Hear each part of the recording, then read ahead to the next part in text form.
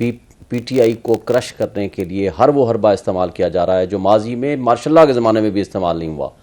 आज आप लोगों को उठाते हैं, बंद करते हैं, फिर जाकर कोई किसी को मीडिया हाउसेस पहुंचाते हैं, किसी को जाकर के इस्तेकाम पाकिस्तान पार्टी में पहुंच जाते हैं। जो सबसे बुरे इनकी नज़र में थे या इंतजामिया की नज़र में थे या एजेंसियों की नज़र में थे, वो जनाब सिर्फ ड्राई क्लीनर मशीन लगी हुई है, जाएँ प्रेस कॉन्फ्रेंस करें या किसी जगह जाकर के स्टेटमेंट दे दें, आप दूध के दूल्हे हो जाएंगे। ये तर्ज अमल है। इसके ऊपर क्या बात की है आप? जो नवाज शरीफ साहब के साथ हुआ, अच्छा इमरान खान के खिलाफ तो जो साइफर वाला केस है, बदतरीन गुलामी की मिसाल कायम की है साइफर वाला केस बना के भी, और एक प्राइम मिनिस्टर ऑफ पाकिस्तान जो मुल्क की सालमियत और खुद मुख्तारी का दिफा करता है, उसको तो कहते हो वो मुजरिम हो गया। जो कहता है बेगर्स आर नॉट चूजर्स, उसको आपने इक़्तिदार दे के उसको आपने कह दिया कि जी उनको मुद्दाई बना दिया। और क्या साइफर है नहीं? क्या उसके कंटेंट्स मौजूद नहीं है? आज इंटरसेप्ट ने उसको क्लियर नहीं कर दिया? क्या इंटरसेप्ट की स्टोरी आने के बाद उसमें क्या अल्फाज हैं, और उसके बाद डिमार्श शाह आपने किस मकसद के लिए किया, और फिर नेशनल सिक्योरिटी कमेटी में 2 दफा नहीं रखा गया, आपने इंटरवेंशन को एडमिट नहीं किया। केस तो है कि उन्होंने एक सीक्रेट, मैं नाज़रीन के लिए चाह रही हूँ कि केस तो ये है कि भाई आपने एक जो सीक्रेट था, वो एक जो इन्होंने आपस में कम्युनिकेशन थी सीक्रेट कोडिफाइड, उसको पब्लिक कर दिया है। तो उस पे आप क्या? मैं बताता हूँ, 2 बातें हैं इसकी, 3 बातों को बड़ा वाज़ेह समझ लें। पहली बात तो यह है कि कैबिनेट ने उसको डिक्लासिफाई कर दिया, उसके बावजूद किसी जगह पब्लिश नहीं हुआ, इंटरसेप्ट की पब्लिकेशन के अलावा। डिक्लासिफाई हुआ है, ये हुआ है कैबिनेट की लास्ट मीटिंग में 9 अप्रैल को, विच इज एडमिटेड फैक्ट।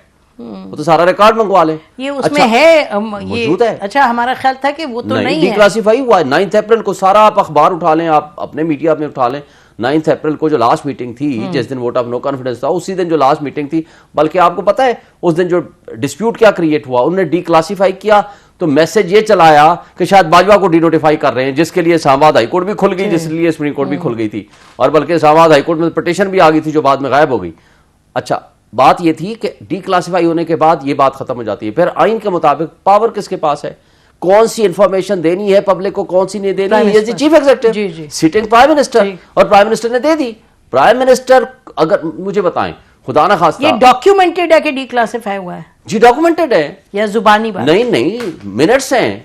अच्छा मुझे बताएं, पाकिस्तान की सालमियत पे खतरा हो, अटैक हो या फिजिकल अटैक हो, खुदा ना खास्ता, who is the competent authority to decide के क्या फैसला करना है? Chief executive. He is the chief executive, prime minister ने फैसला करना है। चीफ एग्जीक्यूटिव ने लेके साइफर टेलीग्राम, कभी वो कहेंगे जी ये मुझे अमेरिका निकाल रहा है, फिर का जनरल बाद में ये तो किया ना उन्होंने। देखिए रीजंस को छोड़ दें, एक तो प्रिजम्पशन है ना कि कहां से हुआ, किसने उनको फीड किया, किसने कहां से आया, सिंपल बात है। पीटीआई चेयरमैन ने ये कहा है जो कि सब रिकॉर्ड में है। लेकिन मुझे बताएं साइफर के कंटेंट्स तो आज भी मौजूद है ना, उस कंटेंट में वाज़ेह तौर पर सिंपल जो कुछ लिखा हुआ है कि जी इसको हटा दो वरना पाकिस्तान नताज भुगतने के लिए तैयार हो जाए। और असद मजीद ने, अच्छा फिर ये 2 दफा गया मैटर नेशनल सिक्योरिटी कमेटी में, एक दफा इमरान खान की सरबराही में, दूसरी दफा शहबाज शरीफ के सरबराही में। शहबाज शरीफ ने फ्लोर, और दोनों दफा मिनट्स जारी हुए नेशनल सिक्योरिटी कमेटी के, डिमार्श हुआ। शहबाज शरीफ ने, इमरान खान ने जनरल तारिक की सरबराही में कमेटी बनाई थी, कमीशन बनाया था, जो कि वो माजरत कर गए, चीफ जस्टिस को लिखा कि जनाब कमीशन बनाए, नहीं बनाया। शहबाज शरीफ ने फ्लोर ऑफ द हाउस पे खड़े होकर कहा था, तकरीर में कहा था जी इसमें धमकियामेज गुफ्तगू थी और मैं इस पे हाई पावर्ड कमीशन बनाऊंगा, बिल्कुल कहा, लेकिन नहीं बनाया। बात यह है कि जब इस तरह की सिचुएशन हो, आप एक गुलामी की तौक अपनी कौम को देना चाहते हैं, आपने 200 मुकदमात बनाए हुए हैं, चलाओ, गलत सही जो भी है, लेकिन ये मुकदमा बना के आपने एक न्यूक्लियर स्टेट और कौम को ये मैसेज देना है कि जो मुल्क की सलामती का दिफा करेगा हम उसको मुजरिम बना देंगे। इससे बदकिस्मत कौम कोई होगी हमारे लिए। जरा मुख्तलिफ तरीके से आता है कि वो अपनी गवर्नमेंट का दिफा कर रहे हैं, लेकिन बहुत से इसमें मामला हैं जिनको आपने भी आइडेंटिफाई किए, doesn't belong to either party. जी नदीम अफजल चंद साहब जरा फिर बताएं। नहीं, आइदर पार्टी, हम दो नहीं, आइदर पार्टी, ना पीपीपी, ना पीटीआई, ना पीएमएलएन। अच्छा जी नदीम साहब आप बताएं कि क्या ये हो रहा है इस वक्त मुल्क में? लोग कह रहे हैं तमाशा है, पीटीआई वाले कह रहे हैं बहुत तमाशा है, हमारे खिलाफ है, पीएमएलएन वाले कह रहे हैं जी जो पहले हुआ था बदला तो आना ही ना, उतरना कह नहीं रहे, तो मकसद तो उनका यही है। आप बताएं जी। देखिए जी, मेरे ख्याल में तो जो बदला होता है ना, ये लोगों से लिया जाता है, निज़ाम से या मुल्क से नहीं लिया जाता, और मुखालफीन, सियासी मुखालफीन से नहीं लिया जाता। बदले का लफ्ज तो मैं समझता हूँ बिल्कुल भी नून लीग को इस्तेमाल नहीं करना चाहिए। और जहां तक सॉरी एक सेकेंड नदीम, एक सेकेंड, मैं आपको माजरत के साथ इंटरप्ट इसलिए करी हूं, ये लफ्ज मैंने इस्तेमाल किए, इन लोगों ने नहीं इस्तेमाल किया। मैंने कहा जो बातें हो रही हैं उससे अखज ये किया जा सकता है, तो मैंने कहा अपने आपके जरा क्लैरिफिकेशन।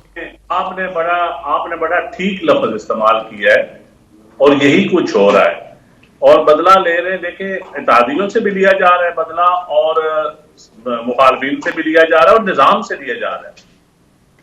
और हम तो चाहते हैं कि फ्री एंड फेयर इलेक्शन या लेवल प्लेइंग फील्ड जो मांग रहे हैं, ये इसीलिए हो रहा है कि ताकि लोगों को ये तासर ना जाए कि कोई बदला ले रहा है। इसलिए आपने लफ्ज बिल्कुल ठीक इस्तेमाल किया है।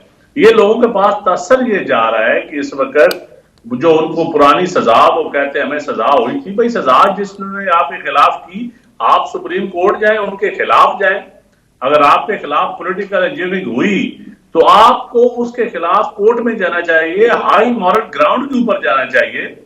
आप उसका मसला इलेक्शन की जगह सिलेक्शन करके तो आप वो अपनी सजाओं का बदला ना लेना। इस तरह तो फिर अकाउंटेबिलिटी, अगर आपने इसी तरह रिलीफ देना है तो फिर शहीद जुल्फिकार अली भुट्टो का रेफरेंस पढ़ा है, उसके ऊपर भी कौम से माफी मांगी जाए। आसफ अली ज़रदारी को आपने 11, 12, 14 साल जेल में रखा, उससे भी माफी मांगी जाए। और इस मुल्क में शहादतें हुई, ANP के लीडर वर्कर शहीद हुए और पॉलिटिकल जमातों के, पीपल्स पार्टी के वर्करों को कोड़ों से लेकर फांसी तक तो आप ले गए, तो कौन माफी मांगेगा? मैं समझता हूं कि इस मुल्क को आगे लेके चलना है। हर सारी खराबियों का जो अंजाम है वो हमने एक बेहतर जमहूरियत और एक बेहतर हुकूमत देनी है और एक फ्री एंड फेयर इलेक्शन के जरिए जो आ सकती है।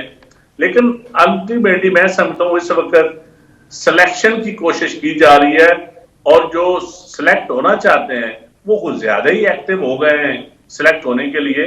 लेकिन मैं समझता हूं इससे सियासत भी खराब होगी और रियासत भी खराब होगी।